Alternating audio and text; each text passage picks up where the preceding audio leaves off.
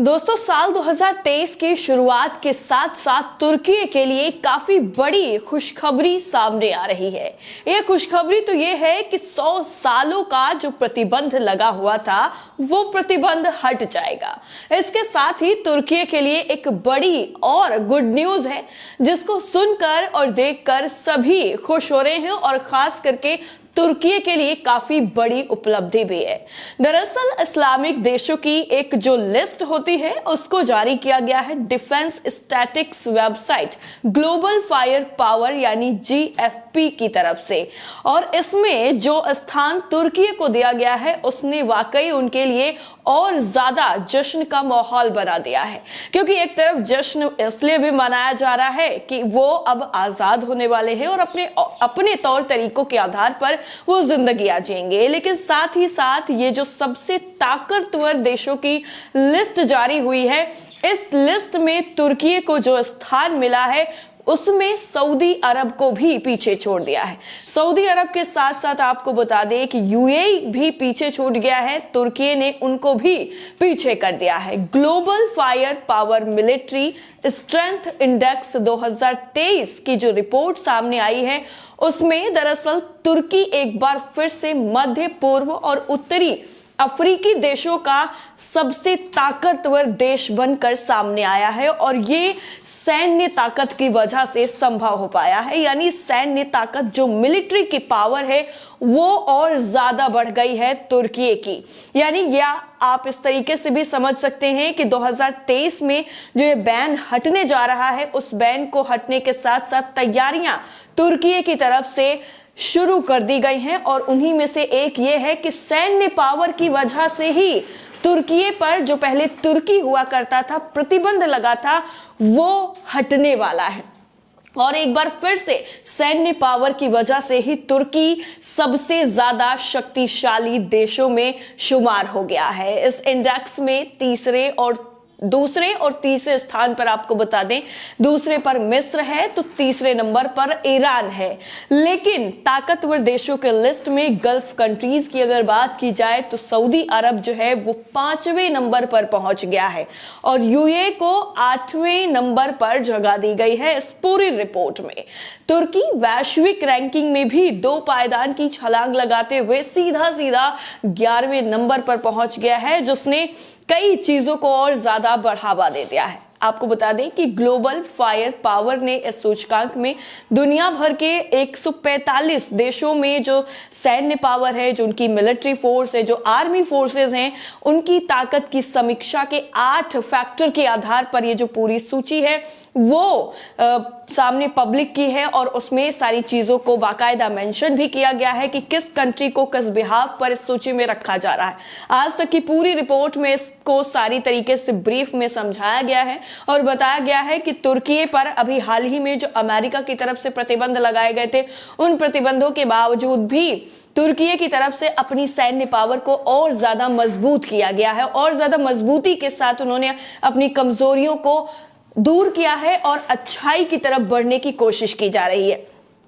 आज तक की जो रिपोर्ट है इसमें यह चीज भी बताई गई है, इस फैक्टर में सेना की जो संख्या है, यानी जितना उनके पास पूरा संख्या बल है, राष्ट्रीय संसाधन कितने हैं, वित्तीय स्थिति क्या है, लॉजिस्टिक और भौगोलिक पैमानों को शामिल किया गया है। यानी ये जो पूरी रिपोर्ट है वो इन सारी चीजों को देखते हुए बनाई गई है, जिसमें सेना की संख्या जो है वो सबसे ज्यादा महत्वपूर्ण फैक्टर है। इसके साथ ही साथ राष्ट्रीय संसाधन कितने हैं और वित्तीय स्थिति क्या है, यानी आर्थिक स्थिति इस वक्त उस देश की क्या है, इन सारी चीजों को मद्देनजर रखते हुए ये जो पूरी रिपोर्ट है इसको तैयार किया गया है। अब दूसरे नंबर पर जो मिस्र को स्थान दिया गया है उसमें अपनी सैन्य शक्ति के मामले पर सबसे शक्तिशाली अरब देश के रूप में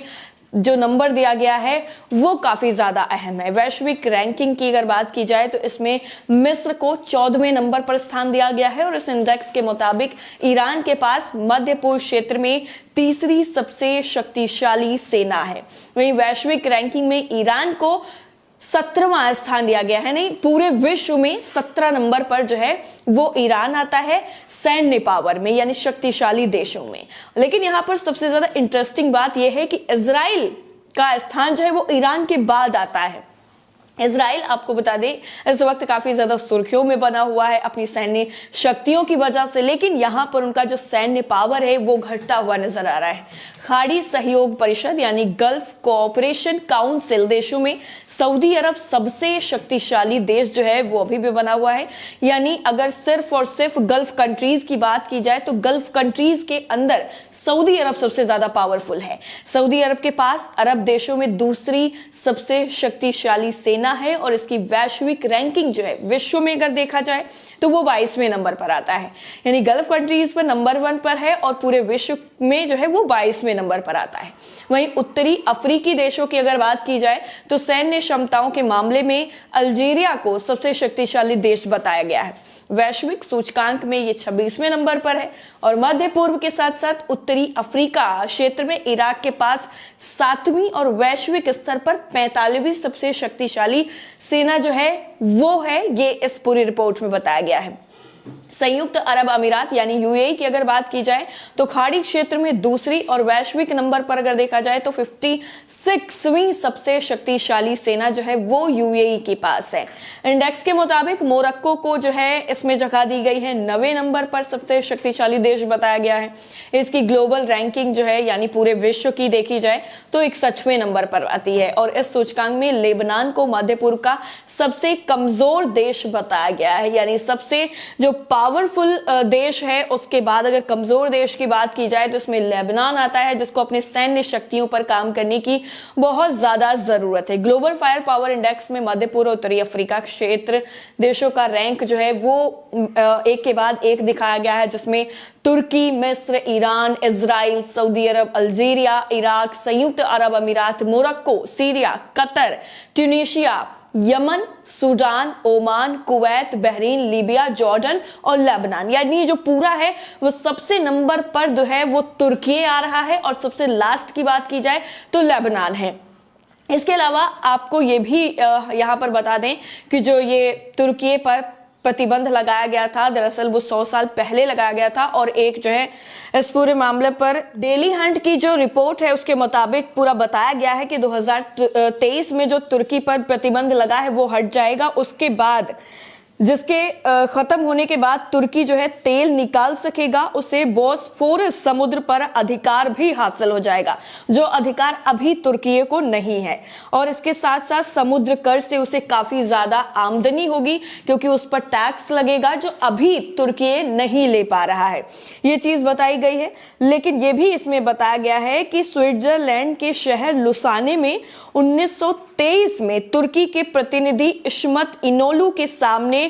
जो है घाघ शक्तियों ने तुर्की को कमजोर करने की व्यवस्था जो है वो बनाई थी, जिसके बाद तुर्की को उस वक्त जब ये प्रथम विश्व युद्ध हुआ था यानी फर्स्ट वर्ल्ड वॉर हुआ था उस वक्त तुर्की पर ये पूरा जो प्रतिबंध है वो लगाया गया था और तुर्की ने इस पर हस्ताक्षर भी बाकायदा किया था। एक तरीके का ये जो समझौता था उसमें ये सारी चीजें इंक्लूड थी कि वो तेल नहीं निकाल सकता है या फिर बाकी जो चीजें हैं कई चीजों पर प्रतिबंध लगाया गया था। लेकिन अब जब 2023 में सारी चीजें हट जाएंगी उससे पहले ही तुर्की के लिए ये काफी बड़ी जो उपलब्धि है वो सामने आ गई है कि उसे सबसे शक्तिशाली देशों में सऊदी अरब और इन सभी चीजों को पछाड़ते हुए आगे निकलना वो बता देता है कि जब तुर्की के साथ ये समझौता किया गया था उस वक्त ये हवाला दिया गया था तुर्की की तरफ से कि उनकी सैन्य शक्ति इतनी ज्यादा मजबूत नहीं थी कि वो दूसरी जगहों पर जाकर के अपना कब्जा कर सकते, अपनी जमीन वापस ले सकते और अब सैन्य शक्ति के बल पर ही वो दुनिया की सबसे बड़ी ताकत बनकर